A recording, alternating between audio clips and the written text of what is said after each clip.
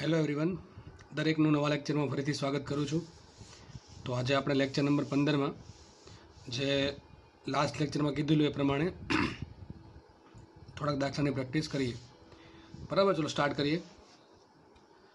પહેલો આજે આ લેક્ચર આપણે અમુક ક્વેશ્ચન છે. જુઓ, પહેલો ક્વેશ્ચન છે પ્રક્રિયાઓ ઓળખાવો.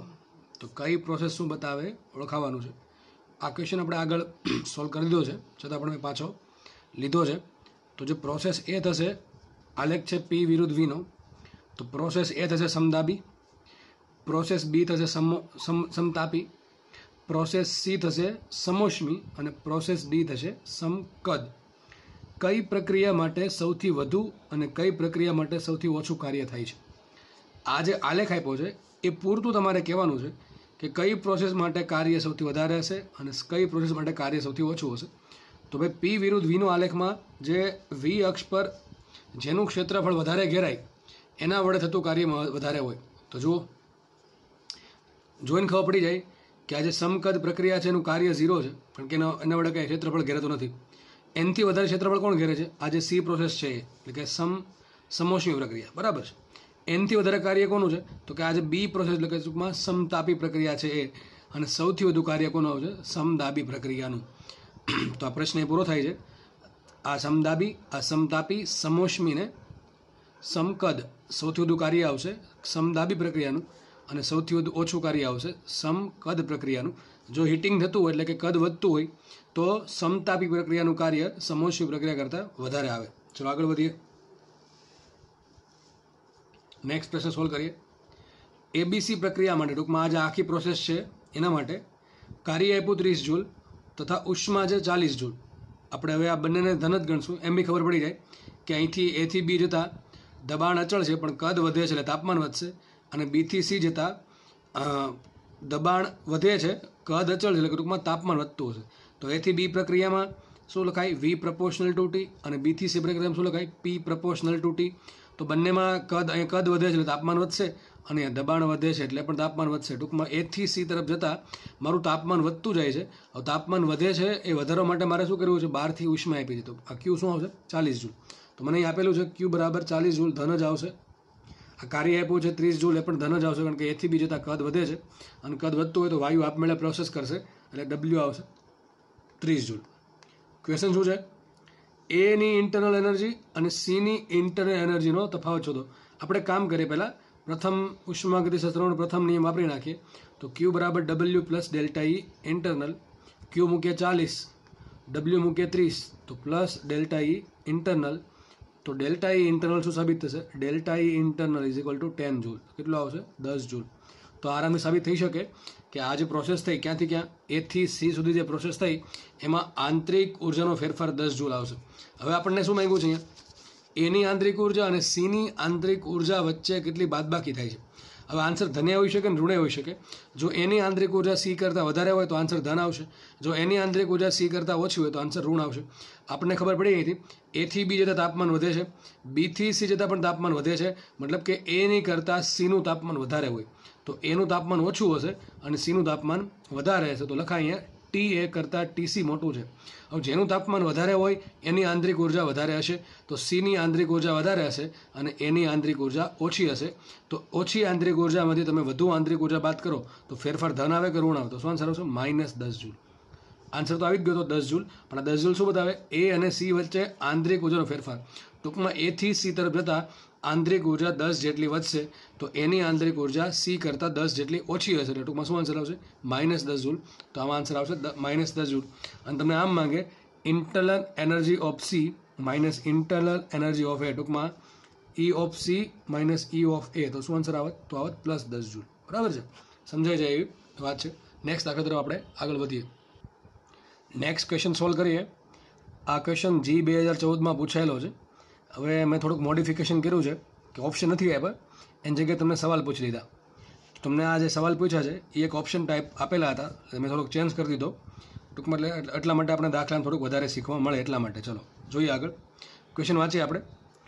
તો જી 2014માં પૂછાયેલ દાખલો. બીસી એક સમોષ્મી પ્રક્રિયા છે. આ જે બીથી સી જે પ્રક્રિયા થાય છે એ સમોષ્મી પ્રક્રિયા થાય છે. તમને એ બી સી, એથી બી, બીથી સી, સીથી એક ચક્રીય પ્રક્રિયા આપેલી છે. એનું તાપમાન 400 કેલ્વિન, બીનું તાપમાન 800 કેલ્વિન અને સીનું તાપમાન 600 કેલ્વિન છે. કદાચ બીનું તાપમાન સૌથી વધારે છે અને સીનું તાપમાન સૌથી વચ્ચે છે અને એનું તાપમાન સૌથી ઓછું છે. અને થઈ ગઈ પ્રોસેસ, ચક્રીય પ્રક્રિયા થઈ છે. તો 1 મોલ દ્વિપરમાણુય વાયુ માટે 1 મોલ દ્વિપરમાણુય વાયુ, તો વાયુ કયો છે? દ્વિપરમાણુય વાયુ છે અને જથ્થો છે 1 મોલ. પહેલો ક્વેશ્ચન છે, સમગ્ર પ્રક્રિયા માટે ડેલ્ટા ઈ ઇન્ટરનલ કેટલું? સમગ્ર પ્રક્રિયા એટલે કે આખી ચક્રીય પ્રક્રિયા, એ થી બી, બી થી સી અને સી થી એ. તો આપણે પહેલા ક્વેશ્ચન સોલ્વ કરીએ. તો આખી પ્રોસેસ છે ઈબીસીએ. કઈ પ્રક્રિયા છે? ચક્રીય પ્રક્રિયા છે. ચક્રીય પ્રક્રિયામાં પ્રારંભિક બિંદુ અને અંતિમ બિંદુ સરખું છે. ટૂંકમાં એક જ બિંદુ પર ફરતી પાછા આવો તાપમાન બદલશે નહીં. જો તાપમાન બદલે નહીં તો તાપમાનનો ફેરફાર 0 આવશે. જો તાપમાનનો ફેરફાર 0 આવે તો આંતરિક ઉર્જાનો ફેરફાર 0 થશે. તો શું આવશે? ડેલ્ટા ઈ ઇન્ટરનલ બરાબર 0. તો પહેલો ક્વેશ્ચન સોલ્વ થઈ ગયો. બીજો ક્વેશ્ચન સોલ્વ કરીએ આપણે. બીજો ક્વેશ્ચન શું છે? જુઓ, સી એ માટે, એટલે કે જે સી થી એ પ્રોસેસ થઈ, આ પ્રોસેસ સી થી એ, એના માટે આંતરિક ઉર્જાનો ફેરફાર કેટલો? પછી નેક્સ્ટ ક્વેશ્ચન છે એ બી પ્રક્રિયા માટે કેટલો આંતરિક ઉર્જાનો ફેરફાર, અને છેલ્લે છે બીસી પ્રક્રિયા માટે આંતરિક ઉર્જાનો ફેરફાર કેટલો? જો આપણે ફટાફટ ફાઇન્ડ કરીએ તો સી એ પ્રક્રિયા, તો જુઓ આંતરિક ઉર્જાનો ફેરફાર મેં તમને કીધું છે એક જ વસ્તુ પર ડિપેન્ડ કરે. કોના પર ડિપેન્ડ કરે? તાપમાનના ફેરફાર પર. સૂત્ર શું આવશે? મ્યુ સીવી ડેલ્ટા ટી. ઓલવેઝ સૂત્ર શું આવે હંમેશા? આંતરિક ઉર્જા બરાબર મ્યુ સીવી ડેલ્ટા ટી. હવે જો આગળ વધીએ, લખી દઉં નીચે. મ્યુ કેટલા આપ્યા છે? મ્યુ આપ્યા છે 1 મોલ. સીવી શું હોય? FR/2. શું હોય? FR/2 ઇન્ટુ આવશે ડેલ્ટા ટી. આટલું થયું. આગળ વધીએ. Is equal to f. તો જો કયો વાયુ છે? 1 મોલ દ્વિપરમાણુય વાયુ. અને દ્વિપરમાણુય વાયુ છે અને કાંઈ ચોખ્ખો નથી પાડી, એટલા માટે આપણે શું લેશું? આને આપણે લેશું, આના માટે ડિગ્રી ઓફ ફ્રીડમ કેટલા લેશું? F બરાબર 5 લેશું. કેટલા લેશું? 5. ચલો તો મૂકીએ કિંમત. તો F બરાબર 5 મૂકીએ તો શું આવશે? 5R/2 into delta T. તો આખી પ્રોસેસ માટે ડેલ્ટા ઈ ઇન્ટરનલ કેટલો આવશે? 5R/2 delta T. ચલો બીજો ક્વેશ્ચન સોલ્વ કરીએ. બીજા ક્વેશ્ચનમાં શું કીધું છે? સીએ પ્રક્રિયા માટે ડેલ્ટા ઈ ઇન્ટરનલ કેટલું હોય? સીએ પ્રોસેસ થઈ, પહેલાં તાપમાન હતું 600 કેલ્વિન, હવે થઈ ગયું 400 કેલ્વિન. તો ડેલ્ટા ટી શું આવશે? તો સીએ પ્રક્રિયા માટે ડેલ્ટા ટી કેટલું છે? ડેલ્ટા ટી છે કેટલું? 400 - 600 કેટલું આવશે? માઇનસમાં આવશે. કેમ કે તાપમાન ઘટે છે અને ફેરફાર શું હોય? અંતિમ માઇનસ પ્રારંભિક. તો તાપમાન આવશે -200 કેલ્વિન. શું આવશે? -200 કેલ્વિન. તો ડેલ્ટા ઇન્ટરનલ કેટલું આવશે? 5 ઇન્ટુ R/2 ઇન્ટુ -200 કેલ્વિન. તો માટે ડેલ્ટા ઈ ઇન્ટરનલ આવશે કેટલું? આ બે કેન્સલ થઈ ગયા અને -500 R. કેટલું આવશે? -500 R. આગળ વધીએ. ત્રીજો ક્વેશ્ચન છે, ત્રીજો ક્વેશ્ચન છે એ બી પ્રક્રિયા માટે. ટૂંકમાં આજે પ્રોસેસ થઈ એથી બી, આજે એથી બી પ્રોસેસ થઈ છે એના માટે ડેલ્ટા ઈ ઇન્ટરનલ શોધવાનું છે. એનું તાપમાન 400 છે, બીનું તાપમાન 800 છે. તાપમાન વધે છે તો ડેલ્ટા ઇન્ટરનલ કેટલો આવશે? આ 400 છે અને 800 છે, તો 800 - 400 થશે 400. તો ડેલ્ટા ટી બરાબર આવશે 400 કેલ્વિન. ઉપરના ઇક્વેશનમાં મૂકીએ તો શું આવશે? ડેલ્ટા ઈ ઇન્ટરનલ બરાબર 5R/2 ઇન્ટુ 400. બરાબર. તો શું થશે? 5 ચોક 20 ભાગ્યા 10 કેટલો આવશે? Plus 100R. કેટલો આવશે? Plus 100R. બરાબર, સાબિત થઈ ગયું છે. લાસ્ટ ક્વેશ્ચન સોલ્વ કરીએ. ચલો શું છે? બીસી પ્રક્રિયા માટે ડેલ્ટા ઈ ઇન્ટરનલ શોધો. બીસી પ્રક્રિયામાં બીનું તાપમાન છે 800, સીનું તાપમાન છે 600. તો 800 થી 600 ટૂંકમાં જેમ જેમ તમે નીચે જશો સી તરફ આવશો એમ તાપમાન ઘટતું જાય છે. કેટલું ઘટ્યું? તો 800માંથી થઈ ગયું 600. તો અંતિમ માઇનસ પ્રારંભિક 600 - 800 થશે -200. તો ડેલ્ટા ટી આવશે -200 કેલ્વિન. તો delta T is equal two શું આવશે? -200 કેલ્વિન. અને ડેલ્ટા ઈ ઇન્ટરનલ શું આવશે? તો કિંમત મૂકીએ આપણે સૂત્રમાં. 5R/2 ઇન્ટુ શું આવશે? -200. કેટલું આવશે? -500R. કેટલો આવશે? -500R. તો આ દાખલો એકદમ ઇઝી દાખલો હતો અને એમાં આરામથી તમે આમાં માર્ક્સ એવું હતું જ નહીં કાંઈ. 4 તમને ઓપ્શન આપ્યા હતા કે કઈ પ્રક્રિયા માટે કેટલું ડેલ્ટા ઈ ઇન્ટરનલ હોય. બરાબર છે. તો આગળ વધીએ. હવે થોડીક એક ભૂલ પડી આમાં, મને દેખાઈ ગઈ અહીંયા. આ 5 ચોક 20 એટલે થશે 5 ચોક 20 થશે 2000. કેટલા થશે? 2000 ભાગ્યા 2 તો 1000 આવશે. સોરી, ભૂલ છે. કેટલા આવશે? 1000R આવશે પ્લસમાં. તો પ્લસ 1000R આવશે. આ એટલા માટે ખબર પડી ગઈ કે આખી પ્રક્રિયા માટે આંતરિક ઉર્જાનો ફેરફાર 0 છે. હવે અહીંયા કેટલો આવ્યો હતો? -500 આવ્યો હતો. અહીંયા કેટલો આવ્યો હતો? -500 આવ્યો હતો. -500 ને -500 થઈ ગયા -1000R. અને અહીંયા આવ્યો હતો 100R. એટલે ખબર પડી જાય કે એક તો ભૂલ છે જ, કારણ કે આખી પ્રક્રિયા માટે સરવાળો થવો જોઈએ 0, જે થતો નહોતો એટલા માટે અહીંયા ભૂલ હતી એવું મને લાગ્યું. બરાબર, તો શું જોઈએ તમે જોઈ શકો છો, આ 5 ચોક 20, 20 2000 છેદમાં 2 શું થશે 1000R. હવે જો અહીં ફેરફાર -500R નો છે, અહીંયા ફેરફાર -500R નો છે, કુલ થઈ ગયો -1000R, અને અહીંયા ફેરફાર છે +1000R, એટલે કે +1000R -500R -500R, કુલ થશે ફેરફાર 0. બરાબર, તો આ દાખલો અહીંયા સોલ્વ થાય છે. આમાંથી તમને પ્રશ્ન આ પ્રમાણે હતો કે 4 તમને ઓપ્શન આપ્યા હતા કે ભાઈ CA માટે આટલો છે, BC માટે આટલો છે, AB માટે આટલો છે. એકાદો ઓપ્શન સાચો છે કે ભાઈ ચલો AB માં થાય છે કેટલો, AB માં ક્યાં થાય છે આ ત્રીજો +1000R થાય છે. ટૂંકમાં એ પ્રમાણે ઓપ્શન સેટ કરીને આપ્યા હતા, તો મેં આ પ્રમાણે દાખલો બનાવેલો છે. તો દાખલા તમે જોઈ શકો છો એકદમ ઇઝી લેવલના જ આવે છે, જેમાં બહુ કે હાર્ડ લેવલ આવતું નથી એટલું બધું. એમ બી કદાચ તમે વ્યવસ્થિત તૈયારી કરી હોય તો આ ચેપ્ટરમાં તમને રોકડા માર્ક્સ મળશે. આગળ વધીએ આપણે. નેક્સ્ટ ક્વેશ્ચન છે, 6 મોલ આદર્શ વાયુ માટે એક ચક્ર દરમિયાન થતું કાર્ય કેટલું હશે? ટૂંકમાં એક આદર્શ વાયુ છે 6 મોલ, જે એક ચક્રીય પ્રોસેસમાંથી પસાર થાય છે. તો એક ચક્ર દરમિયાન ટૂંકમાં એક એથી સ્ટાર્ટ કરીને પાછો એ સુધી આવે ત્યાં સુધીમાં એના પર કેટલું કાર્ય થશે, કે એક પોતે કેટલું કાર્ય કરશે શોધવાનું છે. પણ મેઇન વાત એ છે કે આલેખ જુઓ, કોનો આલેખ છે? P વિરુદ્ધ V નથી, સોરી P વિરુદ્ધ V નથી. P વિરુદ્ધ V હોય તો તમને આરામથી આન્સર મળી જાય કે આલેખનું ક્ષેત્રફળ શું આપે, તમને કાર્ય આપશે. પણ અહીંયા આલેખ છે P વિરુદ્ધ T નો, તો આ દાખલો સારો છે. બરાબર છે, ઇઝી દાખલો છે પણ સારો છે, કે આ દાખલા પૂછાવાની સંભાવના વધારે છે. તો P વિરુદ્ધ Tના આલેખ પરથી મારે કાર્ય કેમ શોધવું, તો દાખલો તમે હવે થોડોક વ્યવસ્થિત સમજી લેજો. જો એના માટે પહેલાં ઓળખાવી પડે પ્રોસેસીસ, કે કઈ પ્રોસેસ થાય છે. જુઓ, આપણે એથી સ્ટાર્ટ કરીએ. પહેલાં પ્રોસેસ થઈ A થી B, સમજજો વ્યવસ્થિત. A થી B આલેખ કોનો છે? P વિરુદ્ધ Tનો. આલેખ જો સીધી લીટી નથી, આમ સીધી લીટી હોત શું થાત? સીધી ઊભી લાઈન તો સમતાપી હોત.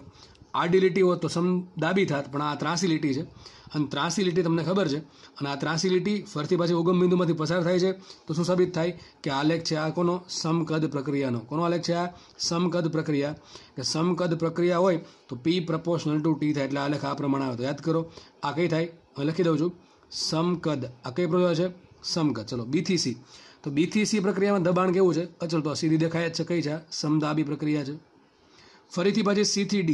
C થી D પ્રોસેસ ત્રાસી પ્રોસેસ છે, અને જે પોતે પસાર થાય છે શેમાંથી? ઉગમ બિંદુમાંથી. ટૂંકમાં આ શું છે? પાછી સમકદ પ્રક્રિયા છે. આ છે સમકદ પ્રક્રિયા. અને છેલ્લે છે પાછી D થી A, એમાં દબાણ કેવું લાગે છે? સીધી આડી લાઈન છે, એટલે શું થશે? સમદાબી પ્રક્રિયા. તો મારા 4 પ્રોસેસ છે, આ ભલે ચક્રીય પ્રક્રિયા રહી, પણ મને ડાયરેક્ટ કાર્ય મળશે નહીં, કારણ કે P વિરુદ્ધ V નો આલેખ આપ્યો નથી. મને કોનો આલેખ આપ્યો છે? P વિરુદ્ધ T નો. તમને 4000 બિંદુનું તાપમાન અહીં આપેલા છે. એનું તાપમાન 600 કેલ્વિન, બીનું તાપમાન 800 કેલ્વિન, સીનું તાપમાન 2200 કેલ્વિન, ડીનું તાપમાન 1200 કેલ્વિન. તો આપણે દાખલો સોલ્વ કરીએ તો આપણને ખબર છે સમકદ પ્રક્રિયામાં થતું કાર્ય કેટલું હોય? 0. તો આ પ્રોસેસમાં થતું કાર્ય 0 છે. એ પ્રમાણે આ પાછી સમકદ પ્રક્રિયા છે, તો આમાં થતું કાર્ય પણ 0 છે. ચલો આગળ વધીએ. હવે પ્રોસેસ થઈ B થી C. કઈ પ્રોસેસ થઈ? B થી C. ચલો B થી C પ્રક્રિયા કઈ છે? સમદાબી પ્રક્રિયા. તો ચલો કેટલું કાર્ય થશે? તો W in B to C is equal two, સૂત્ર શું આવે સમદાબી પ્રક્રિયા માટે કાર્ય? P delta V. કયું સૂત્ર આવશે? P delta V. હવે P નથી આપ્યું આપણને, એની જગ્યાએ તાપમાન આપ્યું છે, તો આપણે સૂત્ર કયું આવશું? P ડેલ્ટા V બરાબર μR ડેલ્ટા T. તો આપણે ઇક્વેશન યુઝ કરશું μR ડેલ્ટા T. ચલો મ્યુ કેટલા આપ્યા છે? 6 મોલ. કેટલા છે? તો આવશે 6. R કેટલા હોય? 8.314, એટલે 8.3 રાખીએ, ઇન્ટુ ડેલ્ટા T. તો જુઓ, B થી C તરફ જાઓ તો તાપમાન કેટલું વધે? B પર તાપમાન છે કેટલું? 800 કેલ્વિન. કેટલું છે? 800 કેલ્વિન. C પર તાપમાન કેટલું છે? 2200 કેલ્વિન. તો B થી C તરફ જતાં તાપમાન વધે છે, અને તાપમાન વધતું હોય, દબાણ અચળ છે. જુઓ, દબાણ અચળ છે, તાપમાન વધે છે, તો કદ પણ વધતું હશે. અને જો કદ વધતું હોય તો કાર્ય ધન થશે. આમે જોઈને ખબર પડી જાય, મ્યુ ધન હોય, R ધન હોય છે. જો ડેલ્ટા T ધન હોય તો કાર્ય ધન આવશે, જો ડેલ્ટા T ઋણ તો કાર્ય પણ ઋણ આવશે. અને ડેલ્ટા T કેવું છે? તો પ્રારંભિક તાપમાન 800 કેલ્વિન હતું બીનું, અંતિમ તાપમાન શેનું છે? 2200 કેલ્વિન. તો તાપમાન વધ્યું કેટલું? 2200 - 800 એટલે કેટલું થાય? 1400. તો આવશે અહીંયા 1400. બરાબર, આટલું રાખીએ, આટલા જૂલ કાર્ય થશે. પછી આગળ વધીએ. C થી D પ્રક્રિયા, તો આમાં કાર્ય 0 છે, ગણવાની જરૂર નથી. આગળ વધીએ D થી A પ્રક્રિયા. તો D થી A પ્રક્રિયામાં કેટલું કાર્ય થાય? ચલો W DA is equal two, સૂત્ર શું આવશે? કઈ પ્રક્રિયા છે? સમદાબી પ્રક્રિયા. સમદાબી પ્રક્રિયામાં કાર્ય કેટલું હોય? P delta V. એટલે શું થશે? μR delta T. શું થશે? μR delta T. મ્યુ કેટલા છે? 6 મોલ. કેટલા છે મ્યુ? 6 મોલ. તો આવશે 6 મોલ ઇન્ટુ R. R કેટલા હોય? 8.3. અને ડેલ્ટા ટી. તો ડેલ્ટા ટી શું થાય? ડીનું તાપમાન ડીથી એ પ્રક્રિયા છે તો એનું તાપમાન માઇનસ ડીનું તાપમાન. જ્યાં પણ ડેલ્ટા દેખાય ડેલ્ટા શું થશે? અંતિમ માઇનસ પ્રારંભિક. તો એનું તાપમાન છે 600 કેલ્વિન, ડીનું તાપમાન છે 1200 કેલ્વિન. તો ડીનું તાપમાન 1200 કેલ્વિન હતું, ત્યાંથી પ્રક્રિયા આગળ થઈને ક્યાં થઈ? 600 કેલ્વિન તરફ થઈ. તો ડીથી એ તરફ જતાં તાપમાન ઘટે છે, તો એનું તાપમાન ઓછું છે, ડીનું તાપમાન વધારે છે. તો શું આવશે? અંતિમ કેટલું છે? 600.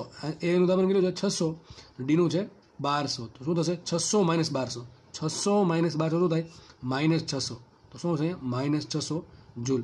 તો કુલ કેટલું કાર્ય થયું? તો કુલ કાર્ય ડબલ્યુ બરાબર 4 પ્રોસેસનું. પહેલાં કઈ પ્રોસેસ થઈ? એ થી બી પ્લસ બીજું કઈ પ્રોસેસ થઈ? બી થી સી પ્લસ છેલ્લે થઈ સી થી ડી અને લાસ્ટમાં આવશે ડી થી એ. ચલો આગળ વધીએ. માટે ડબલ્યુ ઇઝ ઇક્વલ ટુ એ થી બીમાં કેટલું કાર્ય? તો એ થી બીમાં કોઈ કાર્ય છે નહીં, કારણ કે સમકદ પ્રક્રિયા, તો 0 પ્લસ બી થી સીમાં કેટલું થયું? 1400 ગુણ્યા 6 ગુણ્યા 8.3 પ્લસ સી થી ડીમાં કેટલું? તો સી થી ડી પર કઈ પ્રોસેસ છે? સમકદ, તો કાર્ય આવશે 0 અને આમાં આવશે કેટલું? 6 ગુણ્યા 8.3 ઇન્ટુ માઇનસ 600. તો આ બધું એ સરવાળો કરી દઈએ.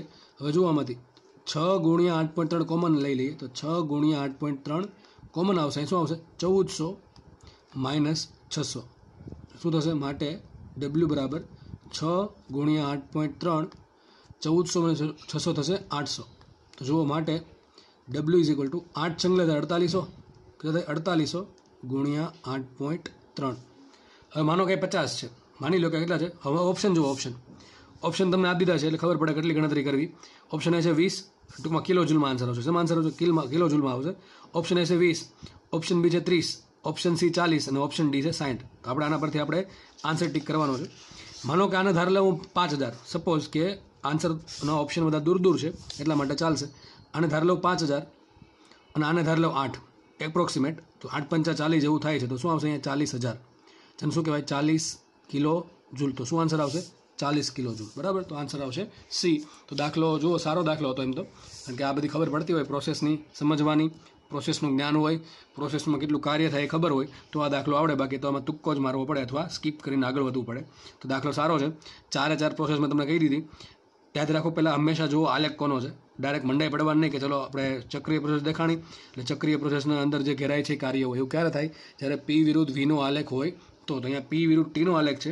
તો જ્યારે પી વિરુદ્ધ વી સિવાયનો કોઈ પણ આલેખ હોય ત્યારે હંમેશા એક પ્રોસેસને અલગ પાડી, પ્રોસેસનું જે પ્રમાણેની પ્રોસેસ હોય એ પ્રમાણે કાર્ય શોધી કે ઉષ્મા કે આંતરિક ઉર્જા જે પણ માંગ્યું હોય શોધી અને છેલ્લે સરવાળો કરી દેવો. કાર્ય માંગ્યું કે ઉષ્મા માંગી હોય તો એ થી બી અને સી થી ડી સમકદ પ્રક્રિયા છે. ટૂંકમાં આનું કાર્ય ગણવાનું થાય નહીં. અને સમદાબી બે બી થી સી અને ડી થી એ બંને સમદાબી પ્રક્રિયા છે એટલા માટે કાર્ય આવશે પી ડેલ્ટા વી અથવા મ્યુ આર ડેલ્ટા ટી. બાકી સિમ્પલ ગણતરી છે મેથેમેટિક્સ.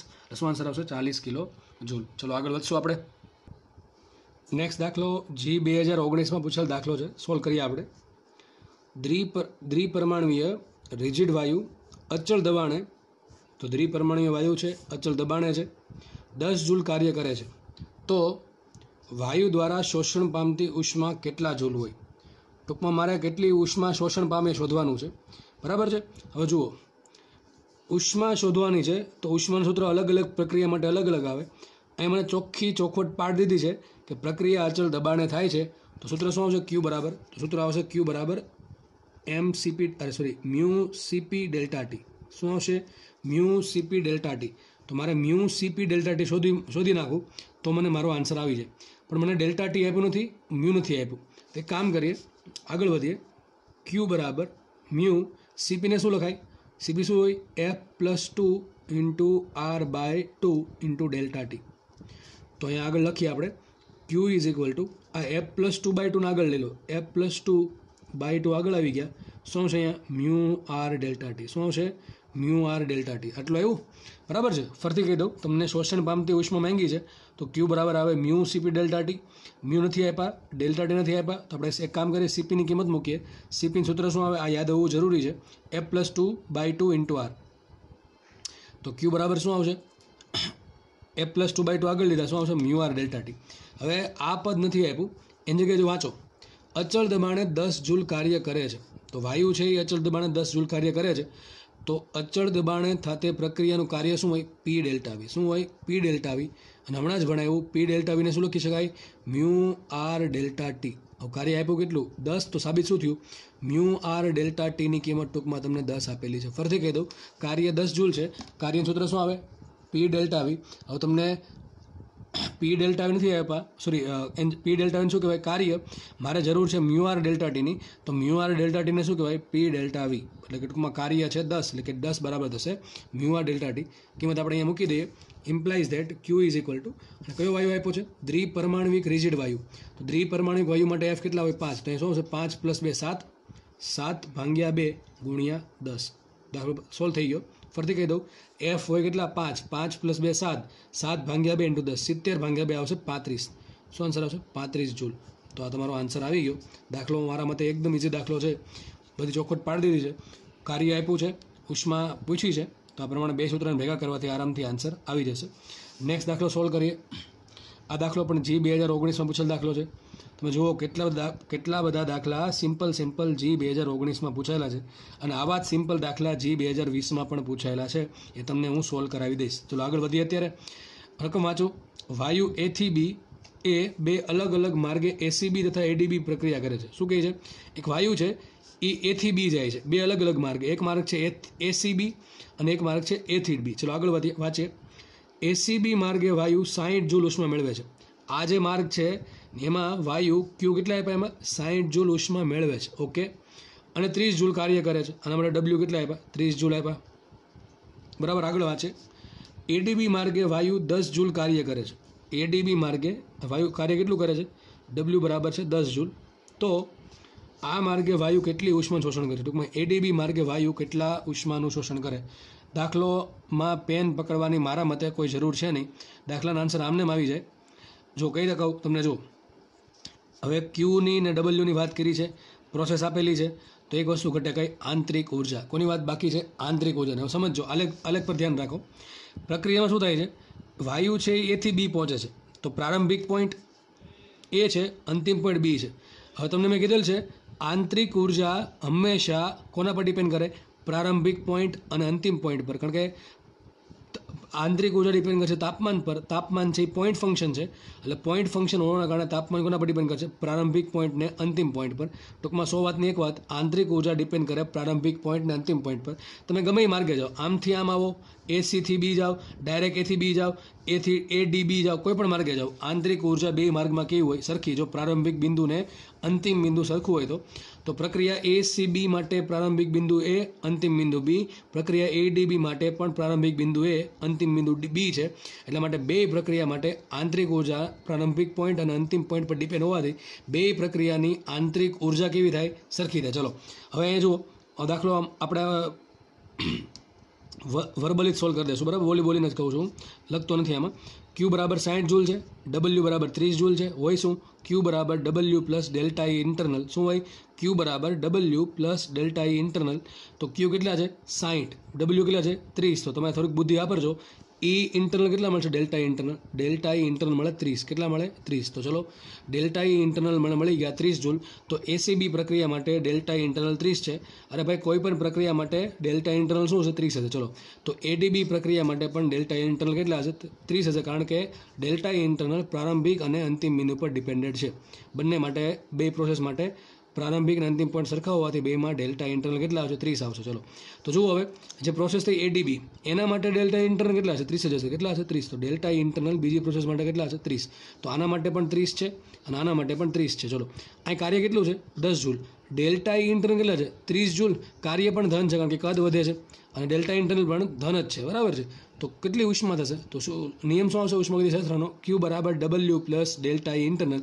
ક્યુ શોધવાનું છે, તો શું કરશું? બે ડબલ્યુ અને ડેલ્ટા ઈ ઇન્ટરનલ સરવાળો. તો 30 ને 10 શું થાય? 40 જૂલ આન્સર આવે. તો જો એકદમ ઇઝી દાખલા પૂછાય છે. થોડાક પણ તમને કોન્સેપ્ટ આવડતા હોય તો તમે દાખલા આરામથી સોલ્વ કરી શકો છો. બરાબર છે. આમાં યાદ એ રાખવાનું છે કે આંતરિક ઉર્જા હંમેશા પ્રારંભિક અને અંતિમ પોઈન્ટ પર ડિપેન્ડ કરે છે, માર્ગ પર આધારિત નથી. તો દરેક માર્ગ માટે જો પ્રારંભિક અને અંતિમ બિંદુ સરખું હોય તો દરેક માર્ગની આંતરિક ઉર્જા સરખી થાય. તમને બે વાત આપી છે, ક્યુ અને ડબલ્યુ. એના પરથી આંતરિક ઉર્જા મળશે 30 જૂલ, અને આંતરિક ઉર્જા દરેક માર્ગ માટે કેવી હોય? સરખી. આ માર્ગ માટે તમને કાર્ય આપ્યું છે, આંતરિક ઉર્જા સરખી જ હોય 30. તો શું થશે? ક્યુ બરાબર 30 + 10 40 જૂલ. તો દાખલો અહીંયા સોલ્વ થાય છે. નેક્સ્ટ દાખલો સોલ્વ કરીએ. તો જુઓ, એક ચક્ર દીઠ એક ચક્ર દીઠ એટલે કે ચક્રીય પ્રોસેસ છે આ, શોષણ પામતી ઉષ્માનો ચોખ્ખો જથ્થો ખાલી જગ્યા જૂલ થાય. એકદમ સિમ્પલ સ્ટ્રેટ ફોરવર્ડ ક્વેશ્ચન છે કે આ જે પ્રોસેસ તમને આપેલી છે એના માટે શોષણ પામતી ઉષ્માનો ચોખ્ખો જથ્થો શોધવાનો છે તમારે. હવે તમને મેં હમણાં લાસ્ટ લેક્ચરમાં જ કીધું હતું કે ચક્રીય પ્રોસેસ માટે જેટલું કાર્ય હોય એટલી જ તે ઉષ્માનો જથ્થો થાય. એટલે શું લખાય? Q બરાબર W. કારણ શું? ચક્રીય પ્રોસેસ માટે પ્રારંભિક પોઈન્ટ અને અંતિમ પોઈન્ટ સરખો હોવાથી શું થાય? તાપમાનનો ફેરફાર 0 થાય એટલે ડેલ્ટા ઈ ઇન્ટરનલ શું આવે? 0. તો ચક્રીય પ્રક્રિયા માટે ડેલ્ટા ઈ ઇન્ટરનલ 0 થાય તો ઉષ્મા ગતિશાસ્ત્રના પહેલા નિયમ અનુસાર Q બરાબર W થાય. કોનો આલેખ આપ્યો છે? P વિરુદ્ધ Vનો. કોનો આલેખ આપ્યો છે? P વિરુદ્ધ Vનો. અને પ્રક્રિયા કેવી છે? તો સમઘડી છે. કેવી છે? સમઘડી. આ પ્રમાણે આગળ વધે એટલે સમઘડી પ્રક્રિયા છે. તો કાર્ય કેવું હશે? ધન. જો કાર્ય ધન હોય તો ઉષ્મા પણ ધન થશે એટલે ઉષ્માનું શોષણ થશે. ઓલરેડી તમને લખી દીધું છે કે ઉષ્માનું શોષણ થાય. તો આપણે શું કરવાનું છે? આ પ્રક્રિયામાં માત્ર ને માત્ર તમને ભલે માંગ્યું છે શોષણ પામતી ઉષ્મા, પણ તમારે માત્ર શું શોધવાનું છે? માત્ર તમારે શોધવાનું છે કાર્ય. થતું કાર્ય શોધી નાખો એટલે ઉષ્માનો જથ્થો એમને મળી જશે. કારણ કે ચક્રીય પ્રક્રિયા માટે ડેલ્ટા ઇન્ટરનલ 0 હોય. ચલો કાર્ય શું આવશે? તો કાર્ય બરાબર આવશે આ ચક્રીય પ્રક્રિયામાં ઘેરાતો બંધ ગાળો. તો આ જે બંધ ગાળો શું કહેવાય છે? ત્રિકોણ. ત્રિકોણનો એરિયા શું થાય? 1/2 પાયો ગુણ્યા આવે. ચલો પાયો શું આવશે? સપોઝ કે આ પાયો લઈ લઈએ આપણે. તમે આ પણ કોઈ પણ પાયો લઈ શકો છો. તો આ પાયો થઈ ગયો આપણો. તો અહીંયા દબાણ કેટલું છે? 10 છે. અહીં કેટલું છે? 30. જો ઘાત આપી છે. કેટલી ઘાત આપી? 10⁴ ઘાત. તો અહીં દબાણ છે 10 10⁴ ઘાત. અહીંયા છે દબાણ 30 10⁴ ઘાત. તો કેટલું વધે છે? તો 20. કેટલો આવશે પાયો? 20 ગુણ્યા 10⁴ ઘાત ઇન્ટુ પાયો ગુણ્યા વેધ. ચલો આ માનો કે આ વેધ છે, બરાબર છે. તો વેધ શું આવશે? તો અહીંયા કદ છે 100, અહીંયા કદ છે 300. તો કેટલું વધે છે? 200. તો ઇન્ટુ આવશે 200. તો માટે W બરાબર શું આવશે? બે બે ઉડી ગયા. આ 4 ને 2 6 ને 1 7 ઘાત. તો શું આવશે? એક હજી 2 વધશે ને. આ બે ગયા એટલે એક મીંડું વધ્યું. આ 10⁴ ઘાત, એક મીંડું 10⁵ ઘાત, 2 7 ઘાત. તો શું આવશે? 2 ગુણ્યા 10⁷ ઘાત જૂલ. તો આ તમારો જવાબ આવી ગયો. અથવા આવશે 20 મેગાજૂલ. બરાબર છે ને? 20 10⁶ ઘાત, 10⁶ ઘાત શું કહેવાય? મેગાજૂલ. તો આન્સર તમારો આવી ગયો. નેક્સ્ટ દાખલો સોલ્વ કરીએ આપણે. થર્મોડાયનેમિક પ્રક્રિયા 200 જૂલ ઉષ્માનું ઉત્સર્જન કરે છે. ટૂંકમાં કોઈ વાયુ હોય એ ઉષ્માનું ઉત્સર્જન કરતો હોય તો એ ઉષ્મા મેળવતો હોય કે ઉષ્મા ગુમાવતો હોય? તો વાયુ છે એ ઉષ્મા ગુમાવતો હશે. બરાબર છે. તો લખ્યું છે અહીંયા થર્મોડાયનેમિક પ્રક્રિયા દરમિયાન વાયુ 200 જૂલ ઉષ્માનું ઉત્સર્જન કરે છે. તો 200 જૂલ ઉષ્મા માટે Q કેટલા આવશે? -200 જૂલ. કેટલા આવશે Q? -200. કારણ કે જ્યારે વાયુ પોતે ઉષ્માનું ઉત્સર્જન કરતો હોય ત્યારે અથવા પોતે ઉષ્મા ગુમાવતો હોય ત્યારે ઉષ્માને લેવી પડે ઋણ. આગળ લખ્યું છે તથા તેના પર 100 જૂલ જેટલું કાર્ય કરવામાં આવે છે.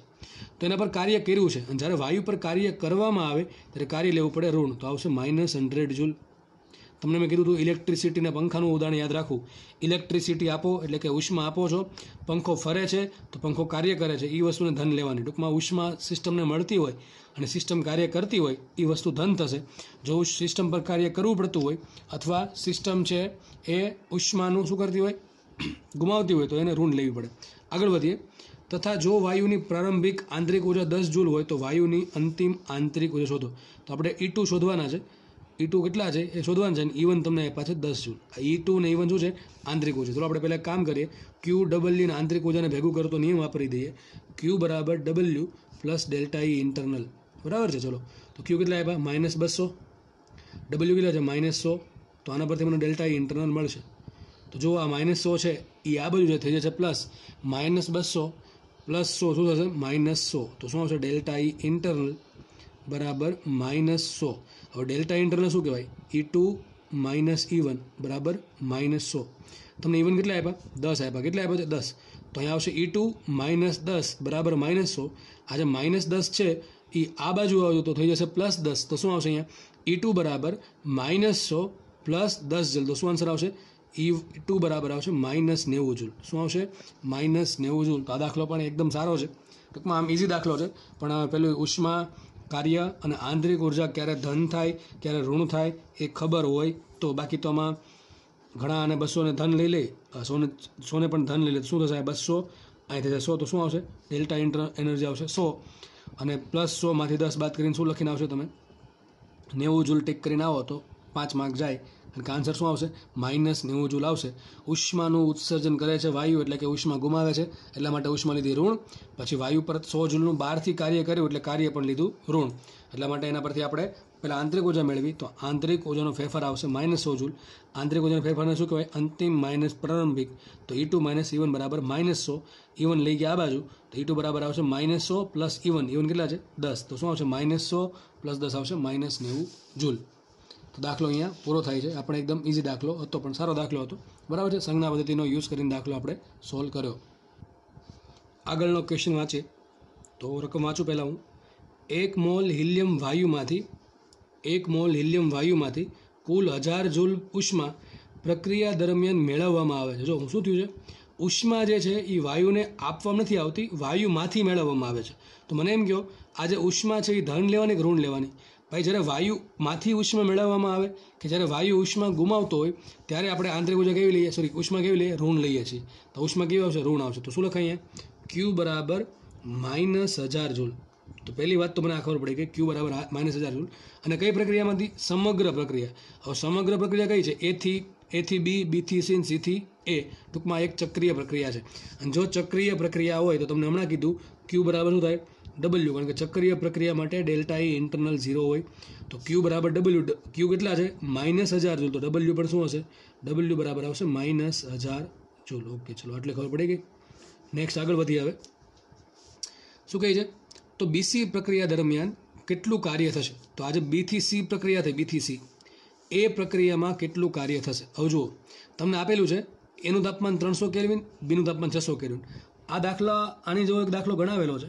એમાં શું કર્યું હતું? જો મારે BC પ્રક્રિયામાં થતું કાર્ય શોધવું હોય તો મારે કઈ રીતે મળે કાર્ય? તો કોનો આલેખ આપ્યો છે? P વિરુદ્ધ Vનો. તો P વિરુદ્ધ Vના આલેખનું ક્ષેત્રફળ શું થાય? આ થાય છે, જો દોર દો ક્ષેત્રફળ. તો આ જે ક્ષેત્રફળ હશે, આ ક્ષેત્રફળ બધું એ કઈ પ્રક્રિયાનું છે? B થી C પ્રક્રિયાનું. તો જો આ ક્ષેત્રફળ મને મળી જાય તો મારો આન્સર આવી જાય. એક પ્રોસેસ અહીંયા થાય છે, બરાબર છે. અહીં જો આ બે સેપરેશન થાય છે. હવે આ ધારો કે આને નામ આપી દો, ઉપરનો એરિયા A1, નીચેનો એરિયા A2. આ જે કાર્ય મળ્યું, આ જે કાર્ય, એ કાર્ય કઈ પ્રક્રિયાનું મળ્યું મને? ચક્રીય પ્રક્રિયાનું. કઈ પ્રક્રિયાનું? ચક્રીય પ્રક્રિયાનું. અને ચક્રીય પ્રક્રિયાનું કાર્ય શું થાય? તો ચક્રીય પ્રક્રિયા વડે ઘેરાતું ક્ષેત્રફળ. તો આ ચક્રીય પ્રોસેસ કઈ થાય? જો આ એક A થી B થઈ, પછી કઈ થશે? B થી C. આ જે થઈ ને એ, બરાબર છે, આ રીતે પછી થશે C થી A. તો આ જે થઈ એ, બરાબર છે. આનો એરિયા કેટલો? આટલો ઘેરાશે, આટલો ઘેરાશે ને, બરાબર છે. અને કાર્ય કેટલું મળે છે મને? 1000 જૂલ. કારણ કે આ જે પ્રોસેસ, આ જે કાર્ય મેળવ્યું એ મને શું મળ્યું? કુલ કાર્ય. અને કાર્ય ઋણ કેમ આવ્યું છે?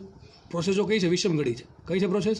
વિષમઘડી દિશામાં ચાલતી હોવાથી કાર્ય ઋણ આવે છે. તો મતલબ મને A1 મળી ગયા. A1 કેટલા આવશે? A1 બરાબર W1, અને ધારો કે W કહી દો, શું આવશે? -1000 જૂલ. ચલો, તો મને A1 મળી ગયા. હવે મારું કામ છે A2 મેળવવાનું. તો A2 ક્યાંથી મળશે? જો બીજી પ્રક્રિયા A થી B જુઓ.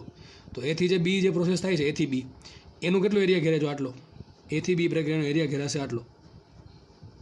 તો A થી B પ્રક્રિયાનો જો હું એરિયા શોધી નાખું, એટલે કે કાર્ય શોધી નાખું, તો મને A થી B નું કાર્ય મળે, A થી B નું કાર્ય એટલે કે એરિયા મળી જશે A2.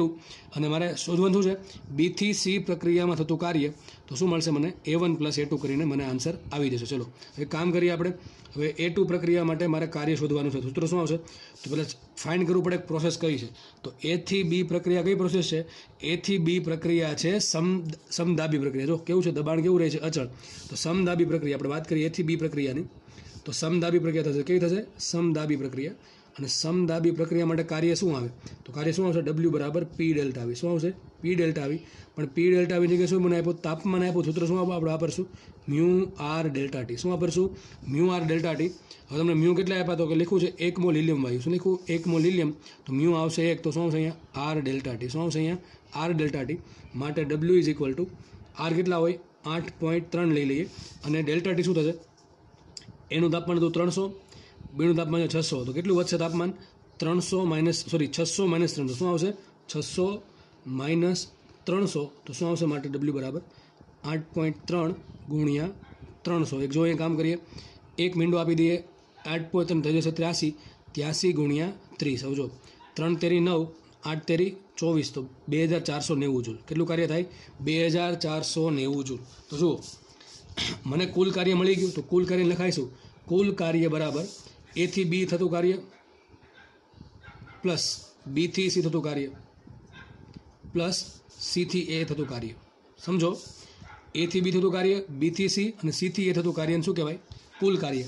અને કુલ ચક્રીય પ્રક્રિયાનું કાર્ય મળે છે કેટલું? -1000 જૂલ. કેટલું મળે છે? -1000 જૂલ. લખો અહીંયા -1000 જૂલ બરાબર એ થી બી કેટલું કાર્ય થાય છે 2490 કેટલું થાય છે 2490 પ્લસ ડબલ્યુબીસી આપણે શોધવાનું છે કે બીથી સી કેટલું કાર્ય થાય છે તો લખી નાખો અહીં ડબલ્યુબીસી પ્લસ ડબલ્યુસી એટલે કે સી થી એ પ્રક્રિયામાં કેટલું કાર્ય થાય 0 કેમ સી થી એ એક પ્રક્રિયા સમકક્ષ પ્રક્રિયામાં થતું કાર્ય 0 છે આપણે ડબલ્યુબીસીને કરતા બનાવો તો ડબલ્યુબીસી શું આવશે -1000 જૂલ અને -2490 કેટલું થશે -3490 જૂલ તો આ તમારો જવાબ આવી ગયો કે સી થી એ પ્રક્રિયામાં -3490 જૂલ કાર્ય થાય અને જોઈને ખબર પડે સી થી એ પ્રક્રિયા જે છે એમાં કદ ઘટે છે શું થાય છે કદ ઘટે છે અને કદ ઘટતું હોવાના કારણે એમાં આટલો એરિયા ઘેરાશે આટલો હું દોરું છું પેન પર ધ્યાન રાખો આટલો એરિયા ઘેરાશે અને આ એરિયા સૌથી વધારે છે એટલે શું આવશે આન્સર -3490 +3490 આવશે નહીં હા એ થી બી જે કાર્ય થાય છે એ ધન છે એ થી બી જે કાર્ય થાય છે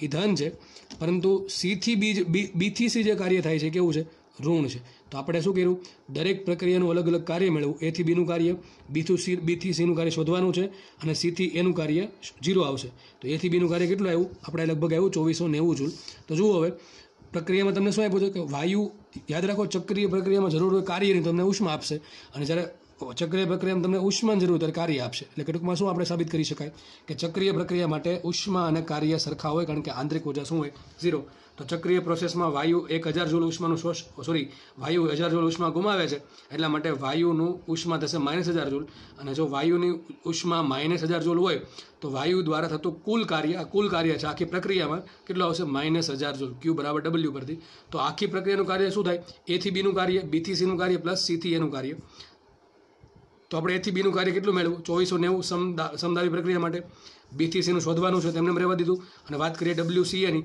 કે સી થી એનું કાર્ય તો સી થી એક સમકદ પ્રક્રિયા હોવાથી કાર્ય આવશે 0 તો આપણે ડબલ્યુબીસીને કરતા બનાવ્યો તો ડબલ્યુ મૂક્યા કેટલા -1000 જૂલ ડબલ્યુ એ બી મૂકીએ +2490 અને પ્લસ ડબલ્યુબીસી અને ડબલ્યુસી મૂકીએ 0 તો આન્સર આવશે ડબલ્યુબીસી બરાબર -3490 જૂલ આ દાખલામાં એક જ ભૂલ પડે અહીંયાથી તો વાયુ છે એ પોતે ઉષ્મા ગુમાવે છે એટલા માટે ડબલ્યુ લેવું પડે -1000 જો તમે +1000 મૂકશો તો આન્સર તમારો ખોટો આવશે બરાબર છે તો શું આન્સર આવશે +1000 શું આવે 1000 -2490 તમારો આન્સર આવશે -1490 જે ખોટો આન્સર છે તો આ દાખલો પણ સારો છે મેન વાત આ પહેલી લીટીમાં છે કે ભાઈ એને જે 1000 જૂલ ઉષ્મા ગુમાવે છે વાયુ એટલા માટે ડબલ્યુ જે છે એ જ ક્યુ થશે ને ક્યુ શું આવશે -1000 જૂલ તો ડબલ્યુ પણ આવશે -1000 જૂલ બરાબર છે બાકી તો દાખલો આગળ કંઈ છે નહીં બહુ સિમ્પલ દાખલો છે તો દાખલા આપણે અહીંયા આજનો લેક્ચર અહીંયા રાખીએ બરાબર છે લેક્ચર થોડોક નાનો હતો પણ હવે થોડીક ટેકનિકલ એરરના કારણે લેક્ચર આટલો જ રાખીએ આપણે તો બધાનું લેક્ચર જોવા બદલ ખૂબ ખૂબ આભાર બરાબર છે થેન્ક યુ સો મચ